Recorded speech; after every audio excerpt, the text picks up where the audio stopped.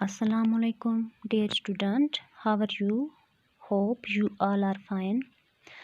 तो स्टूडेंट, पिछले वीडियो में हमने नेक्स्ट क्वेश्चन किया था, जो पिछला कंप्लीट द फॉलोइंग लाइंस ये किया था, और ऊपर वाला क्वेश्चन किया था हमने समरी ऑफ द पोएम। तो आज हम इसका डी पार्ट करेंगे, रेफरेंस टू द कंटेक्ट। तो हमें इनका रेफरेंस लिखना है।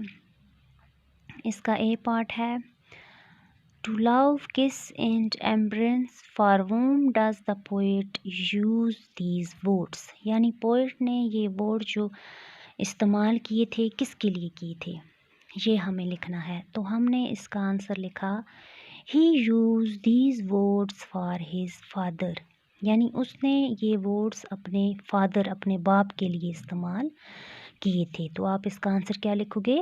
He used these words for his father, यानी उसने ये वर्ड अपने फादर के लिए इस्तेमाल किए थे। तो इसका नेक्स्ट क्वेश्चन है बी पार्ट इसका, how do they support the poet? वो पोइट को कैसे सपोर्ट करता है? तो इसका हमने आंसर लिखा है दे सपोर्ट द पोइट। ये दे है, आप यहाँ दी नहीं है, ये दे है, आप इसको वाई कर देना।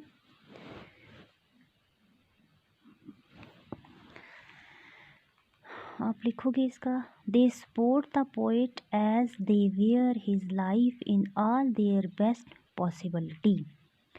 दे support the poet as they wear his life happily, यानी वो पोइट को ऐसे सपोर्ट करता है कि वो अपनी ज़िंदगी को खुशी से हासिल करना चाहता है, यानी पूरी पॉसिबिलिटीज़ के साथ, जितनी भी पॉसिबल हो सकता है वो अपनी लाइफ को खुशी खुशी बिताना चाहता है।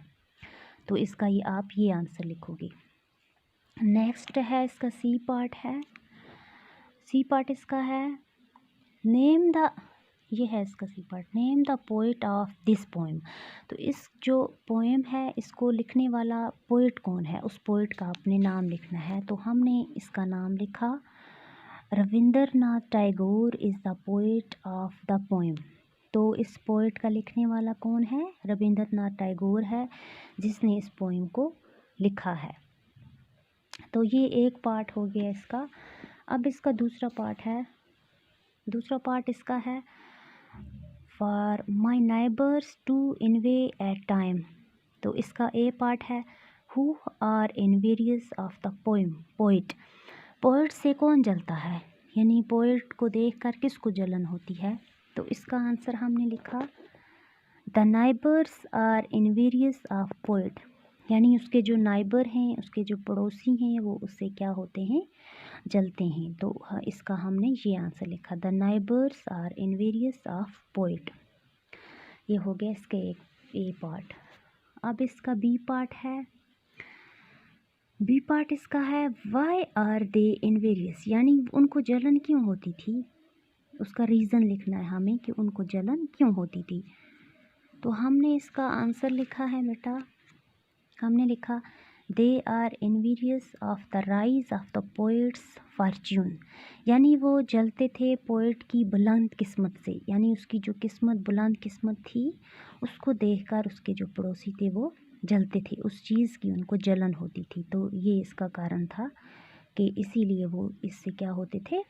जलते थे। तो क्या लिखोगे आप इसका answer? They are envious of the rise of the poet's fortune. तो नेक्स्ट क्वेश्चन है हमारा, जो लास्ट पार्ट है इसका, वो है name the poem from which this line has been extracted, यानी ये जो लाइंस ऊपर हमने देखी, आप इस पोएम का नाम बताओ कि ये जो लाइंस हैं ये एग्जैक्टली किस पोएम से ली गई हैं, उस पोएम का आपने नाम बताना है। तो इसका हमने आंसर लिखा These lines has been extracted from the poem My Dependence। तो ये लाइंस जो थी वो हमने किस पोएम से ली? My Dependence से ली। तो ये हो गई हमारी एक्सरसाइज कंप्लीट।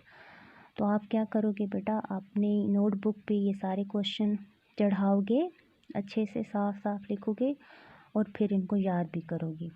तो नेक्स्ट वीडियो में हम इंशाल्लाह नेक्स्ट लेसन अपना पढ़ेंगे, लेसन नंबर 2। तो तब तक के लिए मुझे दें इजाज़त। अल्लाह हाफिज़। Take care. Have a good day.